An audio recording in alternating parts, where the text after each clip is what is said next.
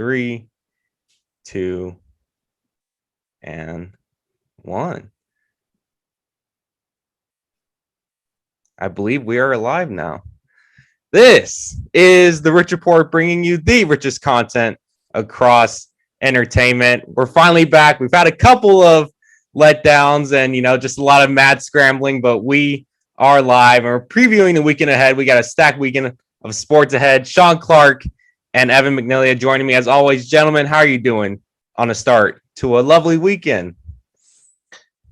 Doing really well. Got a fun weekend ahead. The Euro final. Very excited for this. The scenes are going to be mad, and I am all here for a start of a European bloodbath. I'm all here for it. I'm doing good as well. Looking forward to the UFC fights this weekend. A little upset the Bucks are down 2-0 right now, but we'll bounce back. Yeah, and yes, before we get into our full weekend, congrats to the Tampa Bay Lightning.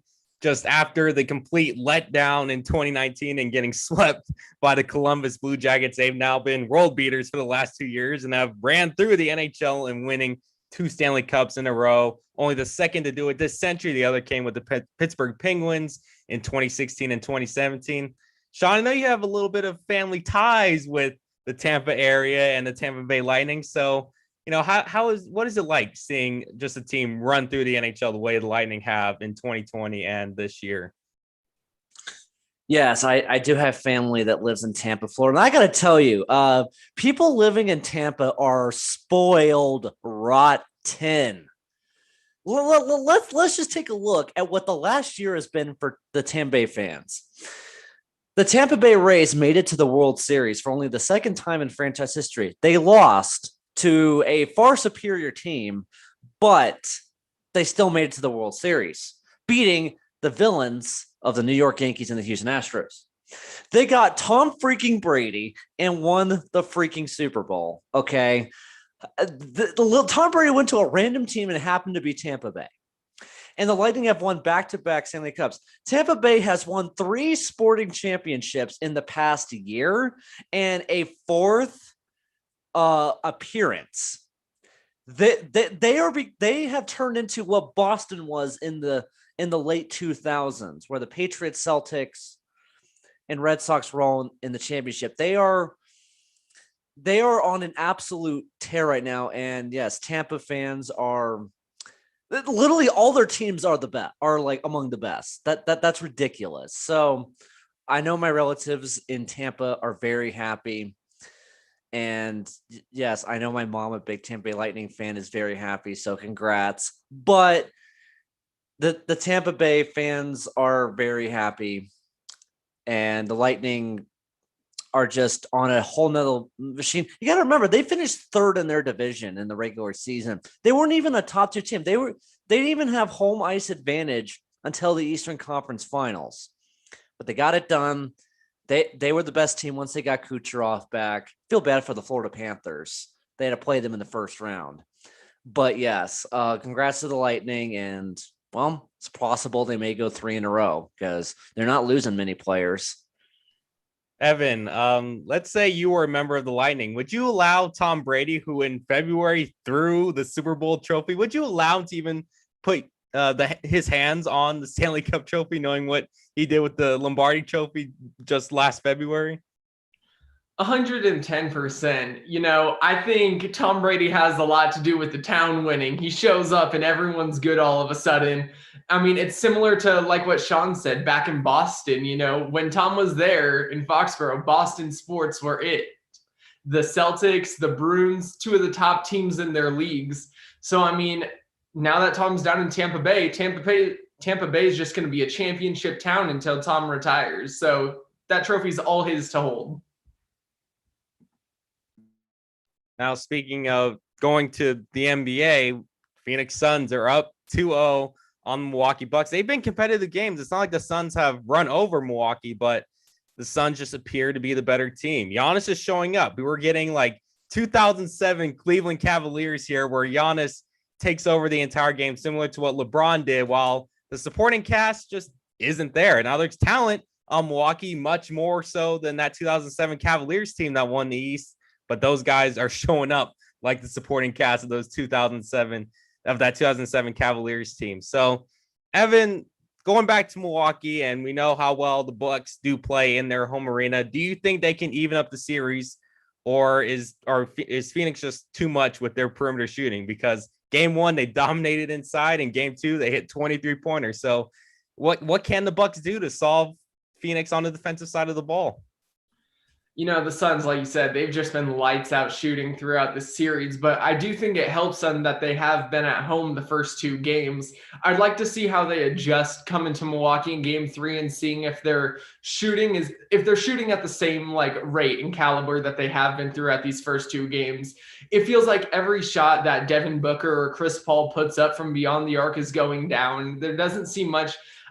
Milwaukee was overcompensating a lot on defense. I think they need to stick to their guys and rely on more man coverage because the zone's clearly not working. They're pulling too many guys away from open shooters in the corners, and it's allowing Phoenix to just go on massive runs of three-point shot after three-point shot. The Bucks need to really hone in and close out on these shooters that the Suns have. They need to make them play harder. And also, Chris Middleton and Jrue Holiday need to step up on the offensive side of the basketball. Giannis's knee is still not at 100%. He can't be the one scoring 40 points in a game and carrying this team right now. They still need to have that 25 to 30 points a game each for this team to win in this final series. So right now, it's about other guys around Giannis stepping up. Last night, he did absolutely everything he could for that game to get the Bucks the win, but it still wasn't enough with the lack of production from the guys around him.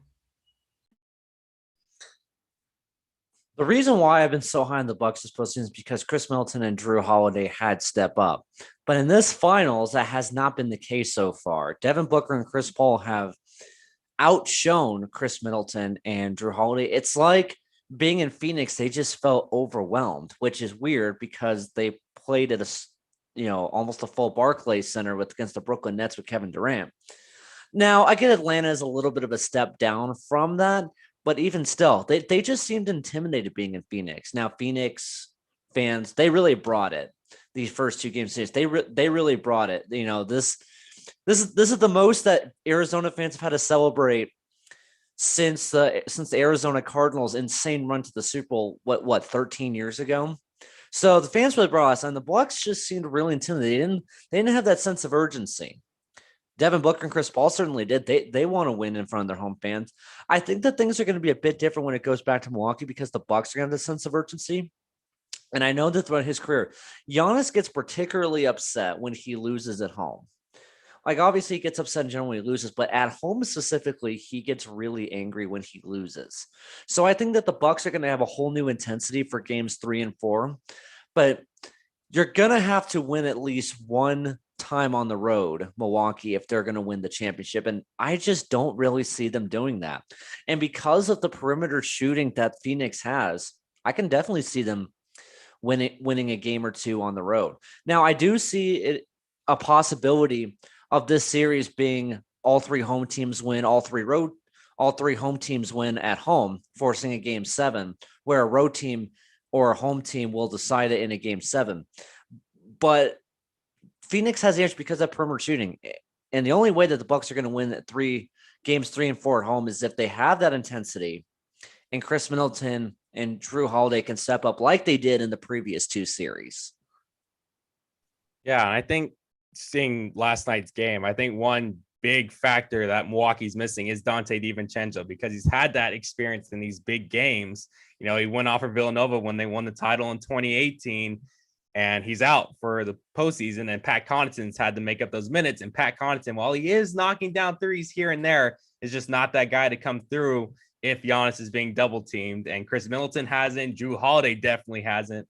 They need the other guy. Brent Forbes has been kind of there, but he's kind of undersized. Pat Connaughton's just not that guy. So that's really where Dante DiVincenzo is being missed. But Evan, do you believe that Brent Forbes and Pat Connaughton, if they get on the roll, that will be a key for Milwaukee to get themselves back into the series? I don't necessarily think that Bryn Forbes and Pat Connaughton have to get things going for the Bucks to win. Like we said, I think J-Rue and Chris kind of getting a resurgence at home here could help the Bucks enough to get them some wins and right the series. But at the same time, it would help a lot. And one thing I will say about Pat Connaughton, he is a hard player. He goes 110% whenever he's on the court. He might not have the skills compared to the other guys. He might not be the best shooter on the floor, but no matter what, he's giving his 110% effort on every play. And defensively, that's shown to help us a little bit down the stretch. So I don't necessarily think they're going to be the key parts to writing the series for Milwaukee, but definitely some better shooting nights would help tremendously. I think that it's more dependent on Chris Middleton and Drew Holiday than the other two sporting shooters. Here's why. Let's look at Phoenix last night. Do you know how many bench points the Suns had last night? 16. Not much at all. Their starters are the ones that's all scoring. Booker at 31, Chris Paul at 23, Mikal Bridges had 27.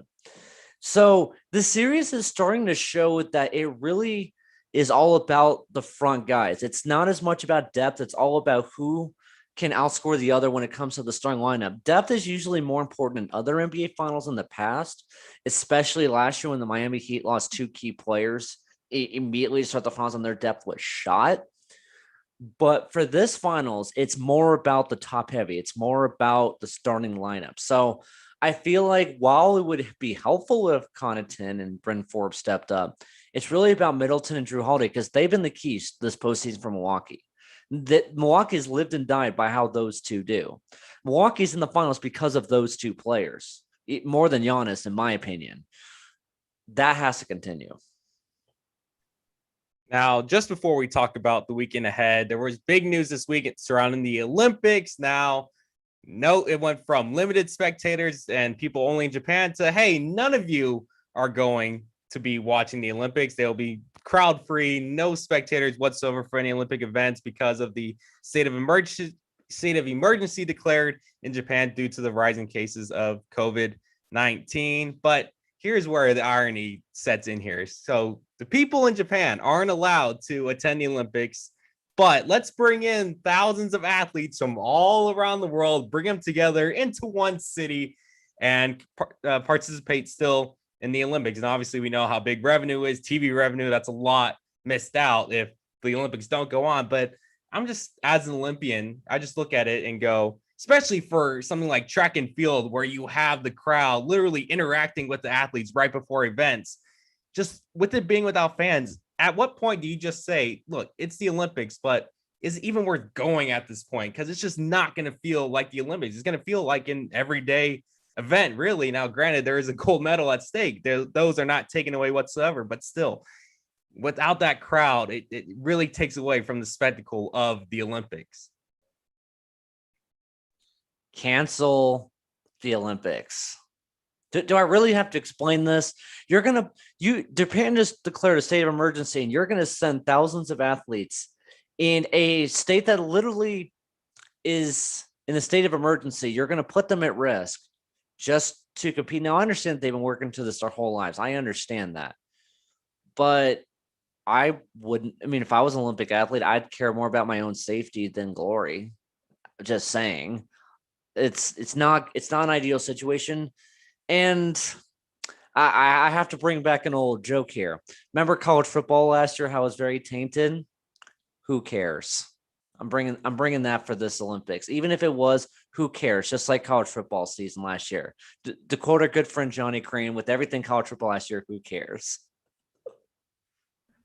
And I kind of agree here. I think if the pandemic taught us anything about sports, it's that crowds are necessary. Crowds make the event. Too many NFL games and NBA games this season without fans were just dry, dull, boring, in my opinion, because there's not that crowd atmosphere. There's not that energy. It brings a different energy to the game.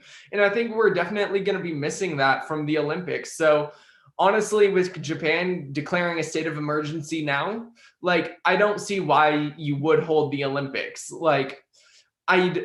I understand why in the lead up they had the Olympics planned. And even though the COVID was a thing, they were going to be able to have things figured out. But now that things have changed and they're in a state of emergency, is it really worth it to get all these athletes from everywhere in the world located in one place to then just go back to their countries? Like, I feel like it could just become the big wave that starts the real wave of the Delta variant, if all these athletes are over there in Japan, get it, come home, and then everyone everywhere in the world has it again, and it's a international issue again. So I don't know, Japan, the Olympics, everyone in charge of this event has to really take a look at it and determine if having these events without fans is better than having them not at all.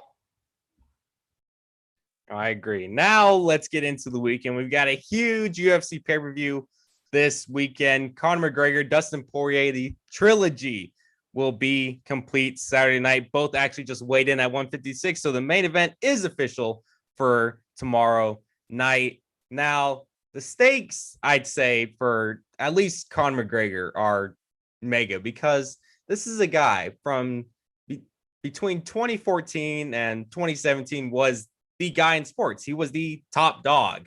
Everybody was talking about the rise of Conor McGregor, the aura surrounding, the trash talk, and then you back it up by knocking guys out. But, ever since, and I find it funny because there was one guy in a pink suit in the press conference yesterday that said Conor only has one win since Barack Obama was president. And he was trying to troll. It's kind of unprofessional, but there was a good point was, what can we expect different? Is anything else? Why should we expect anything different from Conor compared to their second fight in January? Because Dustin kind of, dominated him in the second round, was hitting him with the leg kicks. Conor was in that weird crab stance for some reason instead of the bouncy McGregor that, liked to create distance and all that. But we didn't get that guy in January. We got some sort of washed version of the guy that ran through the UFC in the mid 2010s. So, Evan, I'll start with you. Is this Conor that we have now just a washed version of his former self? Because even then, his trash talk is just,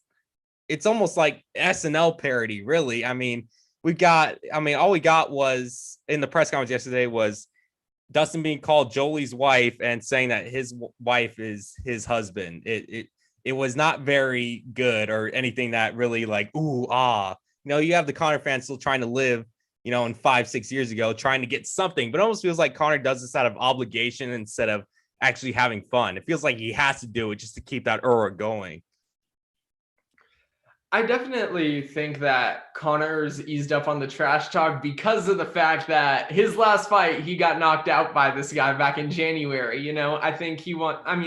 I think as a fighter, like after getting knocked out by a guy, if you're facing him again in your very next fight, you're going to ease up a little bit and you're going to be like, okay, I'm going to let this sort itself out in the octagon, So I think that could be an angle that Conor McGregor's coming from with the lax trash talk and kind of like the lazy SNL parodized, whatever you want to call it. Like it was lazy trash talk and it wasn't good trash talk. It wasn't anything entertaining. It didn't make the press conference more exciting. It wasn't anything to tweet about besides the fact that it looked like a joke.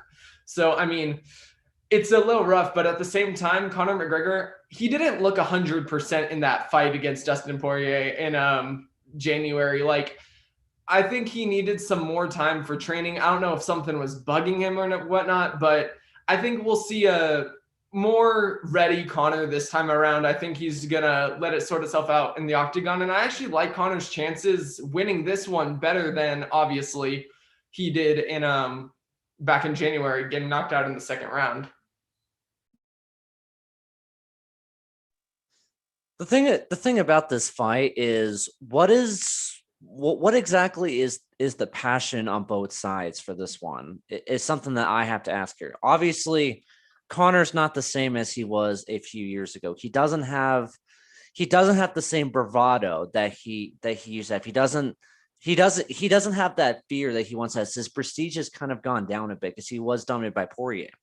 But when it comes to Poirier, he has to be thinking, okay, I already dominated this guy. Like, why do I have to do it again?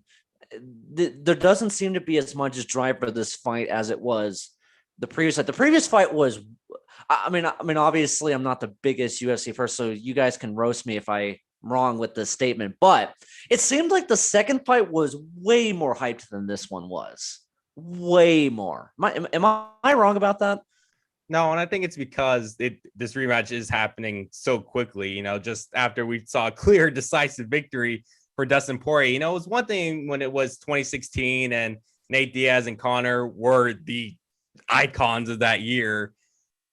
And, we're hyping up the first fight, and it was an insane first round. And then Conor gassed out in the second round. Nate choked him out. And then they rematched later on in 2016. And it was an epic 5-round fight. And so everybody's been looking forward to a potential trilogy there.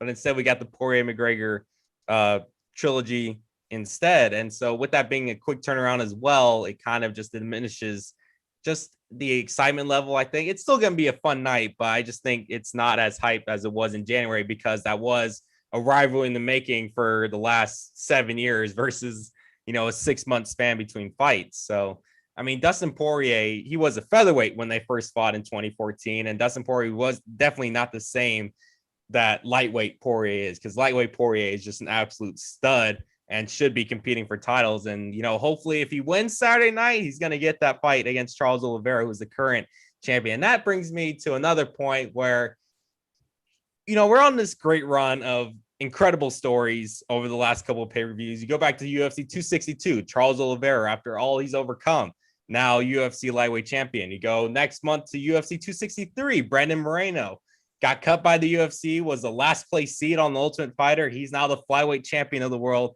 Here we are, UFC 264. We have Conor bringing back, the heel McGregor that we all know and love against arguably one of the nicest guys and one of the most humble guys and just a great guy out of the octagon, Dustin Poirier. They're going at it. So maybe Poirier keeps that run going of just fun stories to get behind, or we get heel Conor back and he wins and shakes up the UFC all over again. So it's quite the contrast of stories. And, going based on the press conference yesterday, I'd say Dustin's in Conor's head more so than Conor is in Dustin's head, unlike 2014. So where are we rolling with, gentlemen? Does Conor finally get back on track? Are we going to see him get his first victory since January of 2020? Or will Dustin Poirier put it on him like he did last January? I definitely think that with Dustin Poirier, he's won his last 2 fights. His last loss came against Khabib. I think he's just on too hot of a streak right now. And I think he's really going to... The story makes sense for him to be the next guy to take on Charles Oliveira for the title. So that's what I'm calling to happen. That's what I'd like to see happen.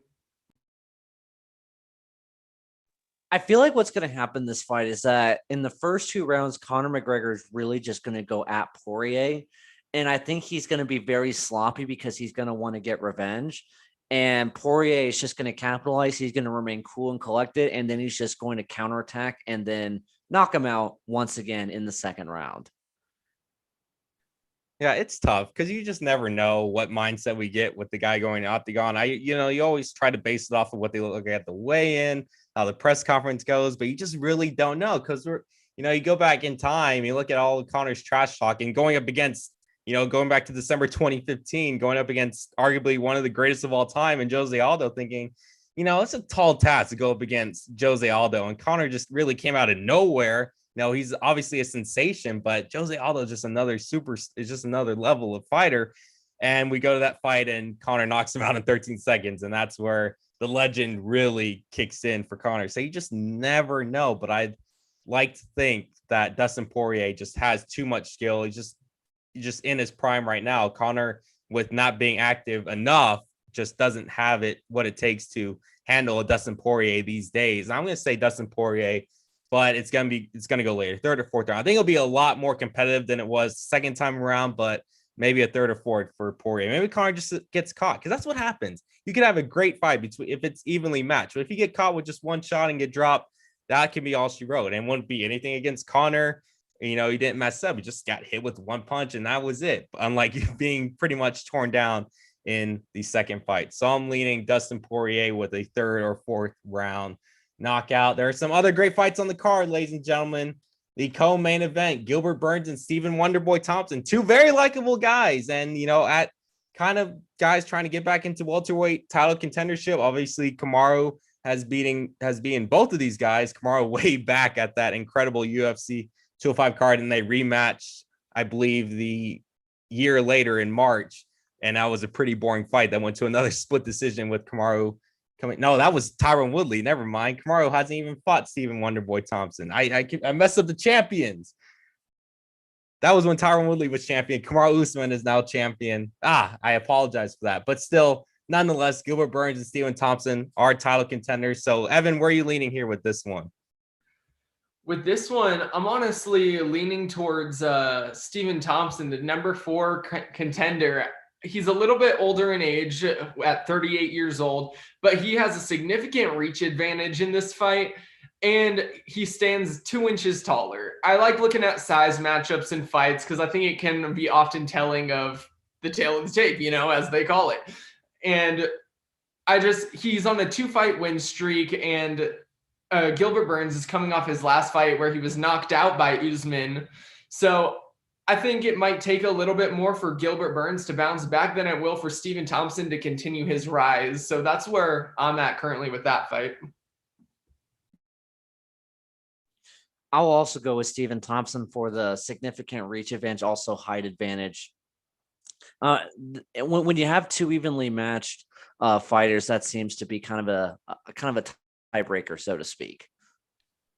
Yeah, I think Wonderboy is a lot more calculated with his strikes. Gilbert Burns is very explosive, likes to use a lot of energy. So I think this will end up going to a decision where Wonderboy will kind of pick apart Gilbert. Gilbert will get his shots in. I think he'll land a takedown here or there, but all in all, I think Wonderboy will piece him apart and will walk out with a decision victory. Gilbert Burns, very fun guy to watch, but I think he just still needs to hone it down a little bit on his explosiveness. He goes 100% on pretty much every single strike. So maybe he changed after his last fight against Kamaru Usman, but we'll see what happens.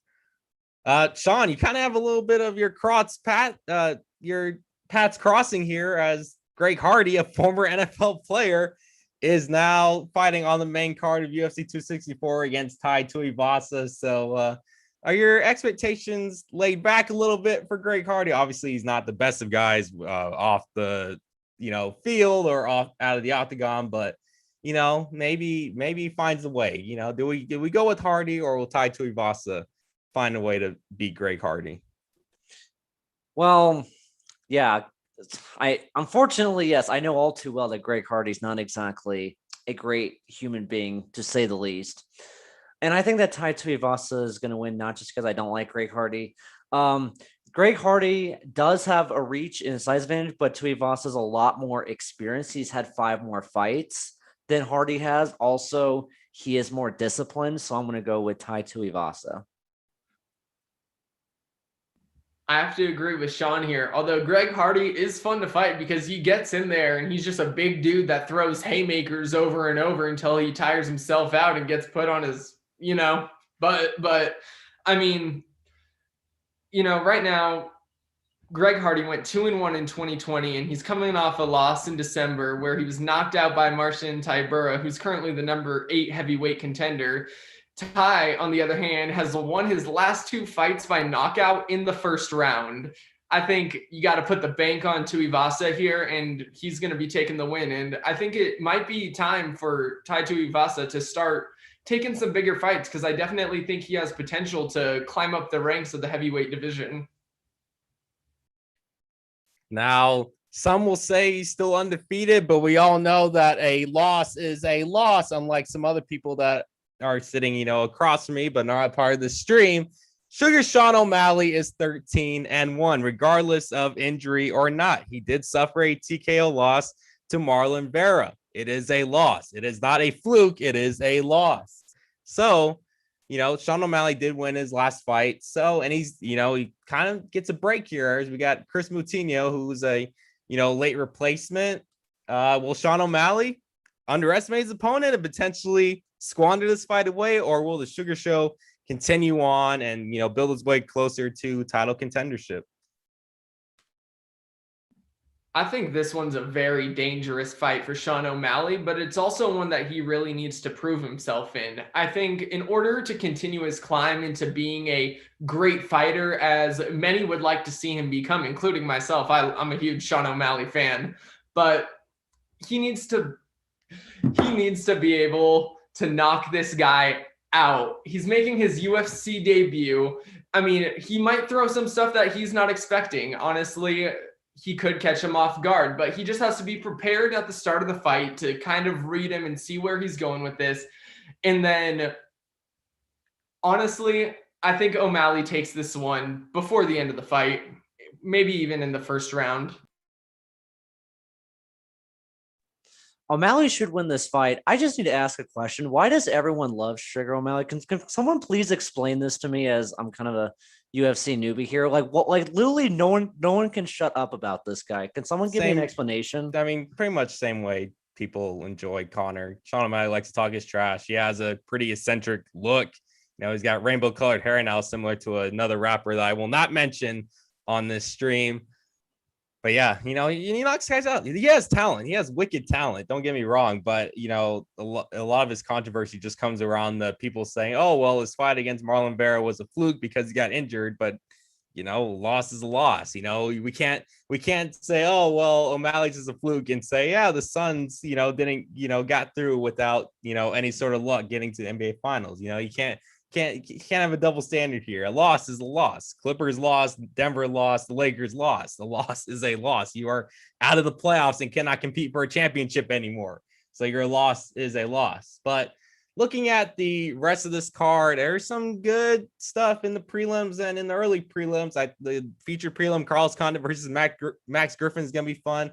And I think we're just going to have all-out chaos between Nico Price and Michelle Pereira. My God. If y'all have ever seen highlights of Pereira, it's absolutely ridiculous. And Nico Price is as fun as it gets. Ryan Hall in the featherweight division, that guy likes doing some crazy stuff on the ground. So who knows what he's going to bring tomorrow night. Evan, anything on the prelims that you are looking forward to or people should be watching for? Honestly, you said it best. That Ryan Hall fight. Ryan Hall's 8-1 right now and is the underdog against. I don't want to slaughter this name, but I think it's Ilia Topuria, who's currently undefeated. So that's going to be a good prelim matchup. You know, be able to catch that one for free on the undercard if you want to tune in. But I mean, going down this list here, there's some decent fights, and I don't know. I'm looking forward to UFC 264. Now, finally, we've got the Euro 2020 final. It is as, you know, great of a matchup as we can get, as Italy, a team that's pretty much run over clubs, countries of plenty this tournament. They still undefeated for the last, 4 or 5 years now, Sean. This team cannot be stopped at the moment. They're taking on England. England's going to have the home pitch advantage in front of their crazy fans at Wembley Stadium. Atmosphere is going to be insane. This is as big as a soccer match can really get on the world stage, you know, and it's going to be at primetime hours pretty much for a international soccer event, because you go back to the 2018 World Cup, that match started at 8 a.m. Pacific time, kind of on the early side.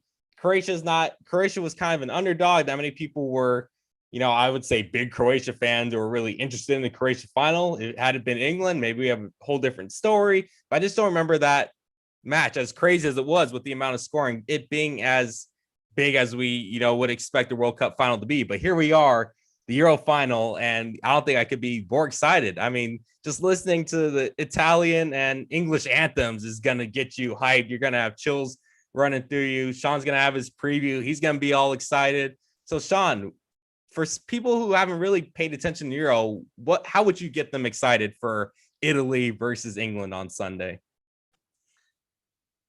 This is probably the single biggest soccer match I have seen in the 5 years that I have watched soccer full time. If you don't know soccer that well, let me just break this down for you. Italy and England are two of, if not arguably the two biggest football countries in the entire world. You have Brazil, you have Germany, but England and Italy are also up there as well. These are two of the most passionate countries when it comes to soccer ever. Football basically started in England, which is why everyone and their mother is saying, oh, football's coming home and all that crap. Now you also have Italy, who their mantra is it's coming to Rome, which is a nice jab at it's coming home. So one of those two is going to happen. But Italy fans, just look up a video of the Italy players singing the national anthem, and you'll see how much pride that they have for their own country. Italy is very passionate about soccer. Italy has won 4 World Cups. Italy is by far one of the most successful countries in international football. They were in the Euro final in 2012. They won the World Cup in 2006 over France. Italy was also in the 1994 World Cup final where they lost to Brazil. Italy has pedigree. They have elite football talent everywhere. They're disciplined. Giorgio Chiellini and Leonardo Bonucci are basically the quintessential center backs in soccer. Italy is very entertaining. And I will also say this. England has not won a major tournament since 1966. It has been that long. Italy, they didn't even make the World Cup in 2018. They were in the doldrums. They lost to Sweden in the playoff. Italy was not in the World Cup. They were terrible. Right now, they're on a 33 match winning streak, unbeaten streak. 33. That's pretty insane. So you have England, who keeps coming short time after time. England lost in the 2018 World Cup semifinal to Croatia in extra time. Well, guess what? They got over that hump. They won in extra time against Denmark. You have a resurgent country, and you have a country who keeps falling short. One of those two has to win. And with two very passionate countries, it's going to be good stuff.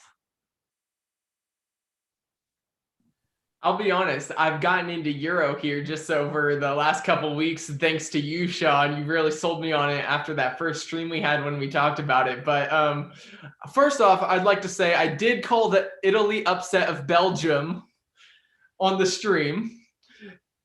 And on top of that, this game, as Sean said, it's going to be incredible. I'm excited to watch these two teams play. As I followed the tournament, these have inevitably been the two teams that I've followed as they've gotten to the end of the bracket here. So it feels right. And as a base level soccer fan at this point, basic level, I couldn't be more excited for this match. This is one of the most exciting matches I could have envisioned when looking at the bracket for this tournament once they were set. So I'm glad these two teams are playing for it. And I'll be looking forward to England possibly taking it home.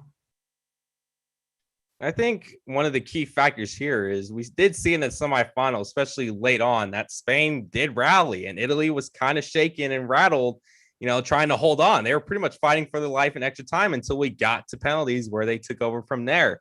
So, Sean, with Italy having to go up against a pretty raucous and hostile English crowd, if it is, tight late in the match, they tied or Italy's up 1. Are they going to fold, or is this a team that, they've already gone over the hump with Spain? Will they be able to stay focused and hold off a charging England? Because we know if Italy's up late, England's going to be on the surge. The crowd's going to be going crazy. Is this a squad as good as they are defensively? They look like they do have holes and can be rattled. So does the advantage really hold in England's favor, even with how great and stabilized it seems Italy is? No. I'm just going to be blunt. No. Listen. Let me just be completely honest about something. England does not have the advantage at all in this match. And England is not winning this match. Let me give you 3 reasons. Okay, I got 3 reasons. First of all, England has played a very sus schedule getting to this Euro final, just like they did in 2018. England, they played a Croatia team who is a lot older, and and a lot of their players are past their prime. They played Czech Republic, who they're good, but they were kind of carried by Patrick Schick, and they got lucky with the red card against the Dutch. They played Scotland, and that was a disgusting match. They played Germany, who doesn't understand what playmaking in the final third is, and they missed 2 very, easy chances. Timo Werner and Thomas Muller had easy chances to score, and they squandered both of them. They played Ukraine. Are you kidding me? But that was you played Ukraine in the quarterfinals. How lucky could you possibly get? And you played Denmark. Now look, Denmark. Hey, don't disrespect my boy Zinchenko, okay? Relax over there. That's all they had though. Like Zinchenko was great. No, trust me. No, Zinchenko is easily one of the best players in Manchester City, easily. But that's all they had. Remember, Ukraine couldn't score against Austria. Just saying. And then they played Denmark in the semifinal. Now, look, Denmark was a very inspirational story. They were the best story of the Euro. Christian Eriksen collapsed. They lost their first 2 matches, and they got all the way to the semifinals in extra time. Fantastic story. But Denmark's defense is leagues below Italy. Leagues. Italy's defense is elite. I understand that they gave up a goal against Spain, but do you want to know why? Pedri, midfielder for Spain, is a future Ballon d'Or winner. He literally completed 100% of his passes in 90 minutes of regulation. Spain's midfield was by far the best midfield of this Euro, but Italy still held. And because they have the midfield, because Italy has such a good midfield and they were able to hold off Spain, they should be able to hold off England. That's reason number 1. Reason number 2, who do you trust? Lorenzo Insigne or Raheem Sterling? Now, I've watched Raheem Sterling ever since I've gotten into soccer. Ever since I got into soccer 5 years ago, Raheem Sterling's been big. You know, he was big even before I got into soccer with Liverpool in 2014. And, oh yeah, I remember Raheem Sterling's wide open miss against Olympiacos Lyon in the 2020 Champions League quarterfinals. Oh yeah, I remember that. Oh yeah, I also remember Raheem Sterling constantly missing chances against Tottenham in 2019. Oh yeah, Raheem Sterling has not come up in the biggest of moments. I understand he dove for penalty. Lorenzo Insigne, on the other hand, / Federico Chiesa. Oh, I certainly trust them. Lorenzo Insigne and Chiesa had missiles of goals in the quarterfinal and semifinal matches. So I trust them on the wings much more than I do Raheem Sterling or anyone else, even Bakio Saka. Yes, I know I'm portraying Arsenal right now, but I don't care. I trust them much more. Reason number 3, who do you trust more? John Stones, who let Mario Mandzukic go right by him for the winning goal at England-Croatia 3 years ago? Or do you trust Giorgio Chiellini or Leonardo Bonucci? I think the answer is pretty obvious there. Chiellini and Bonucci are 2 of the most disciplined and solid defenders I have ever seen. They are the quintessential center backs. In Italy, is basically a center back capital. You know, you go to college football back in the States, you know, you have DBU at LSU, or you have wide receiver U at Oklahoma, or wherever else you get wide receivers. Okay, Italy is a center back factory. And I trust them much more than I do Harry Maguire, who chokes constantly with Manchester United, and John Stones. So Italy has the advantage at center back. They have the advantage on the wings. Also, I'm sorry, England has not played a team anywhere near as good as Italy. So with all those factors combined, Italy is going to win the Euro 2020 championship, and the Azzurri is going to be ruling the football world once again. All right, gentlemen. Finally, what are our final score predictions for this match? I am going to roll. Look, I think it's going to be close and competitive. I don't think Italy's just going to run over England, but I will say Italy wins 2-1. I think England will strike around the 70th, 75th minute to even it up, but then England will have their hearts broken late. Italy will get a 2-1 victory. Who scores the winning goal for Italy, Cameron? Don't matter. Anybody. I don't have. Yeah, look, anybody can score. Because I know when I do Bucci's overtime challenge in Stanley Cup playoffs, I always end up getting it wrong. So I'm not going to put out a name today. Fair enough. I'm going to take the inverse of that. I'm going to go 2-1 England. I'm going to take the side of the home crowd advantage here. The stadium's going to be rocking. It's going to be loud. So I think that might be able to push them to that next level and get them that win on home soil. Yeah, I think 2-1 for Italy. I think what's going to happen. I think that England, like they did against Croatia, is going to score first, and I think that is going to be scored by Harry Kane, and Wembley fans are going to go crazy. But then before the half ends, I think that Federico Chiesa is going to score another clutch goal to even it up for halftime. And in the second half, I think that England fans are going to go crazy, but I have a gut feeling that this is going to happen. We're going to see Ciro Immobile draw a penalty, a clear and obvious penalty. England fans can go right. Jorginho, the cheekiest penalty taker there is Sean going wants full on anarchy at Wembley. He wants at Wembley. He wants fans, storming the pitch and pretty much causing a whole on riot. To making Sean hates England for some reason. I don't know why. I cannot stand England. Their fans are so unlikable. Their fans literally pointed a laser at Kasper Schmeichel when he faced Harry Kane's penalty. England fans are also the most annoying fan base. Okay, we all say that Dallas Cowboys. So now I know your future in sports journalism is going to be the same as Alexi Lawless and Taylor Twellman without the experience of playing U.S. soccer because they don't like England either. No. England fans are. If people thought Dallas Cowboy fans were bad, you haven't seen England fans. Okay, I'm just saying. I'm sick and tired of people saying that NFL fans are bad when England fans are terrible. Also, I'm sorry, I don't find many of their players that likable. And also, England is just so annoying. Look, I have my own issues with Italy, but at least Italy is classy. At least their players are mostly likable, and it is good to see a power. But come on, at least it's not France, okay? If we had to deal with France in this final, ugh.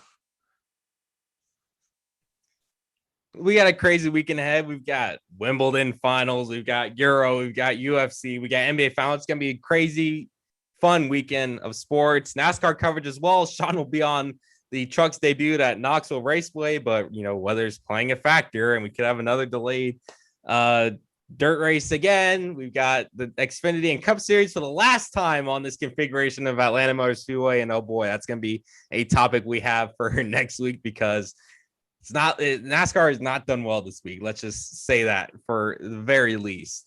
We will see you guys on Monday. We will have a schedule figured out. We got this figured out. Here's what the tentative plan is for the future. Mondays, we run it at 10. Wednesday, because I do my bike ride, will be at 9 a.m. Fridays, 10 a.m. Just so that nobody wakes up late. Just so now you have it in. Mark that in your heads. That is the tentative plan. Obviously, if anything else comes up with us three, we will have our replacements ready to go.